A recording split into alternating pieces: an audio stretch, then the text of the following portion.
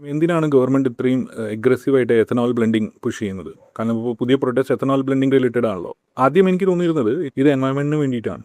പക്ഷേ real reason economics ആണ്. 2007-8 India ഒരു $1 trillion എക്കണോമി ആയിരുന്നു. അന്ന് oil import bill almost $100 billion. അതായത് GDPൻ്റെ ഓൾമോസ്റ്റ് 8-10% ക്രൂഡ് ഓയിൽ വാങ്ങാൻ പോകും. ഇന്ന് ഇന്ത്യ $4 trillion പ്ലസ് എക്കണോമിയാണ്. ഓയിൽ ഇമ്പോർട്ടിൻ്റെ ബിൽ ഓൾമോസ്റ്റ് $170-180 billions ആണ്. പക്ഷേ അത് GDPൻ്റെ വെറും 5% മാത്രം. എക്കണോമി നമ്മുടെ വളർന്നു, പക്ഷേ ഓയിൽ ഡിപ്പെൻഡൻസി ഇപ്പോഴും ഉണ്ട്.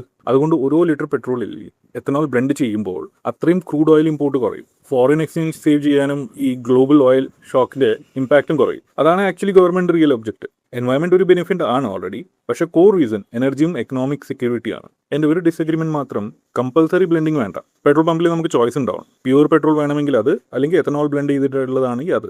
ഇൻറ്റൻഷൻ എന്തായാലും ചോയ്സ് കസ്റ്റമറിൻ്റെ കയ്യിലാവണം എപ്പോഴും. Hope you like it.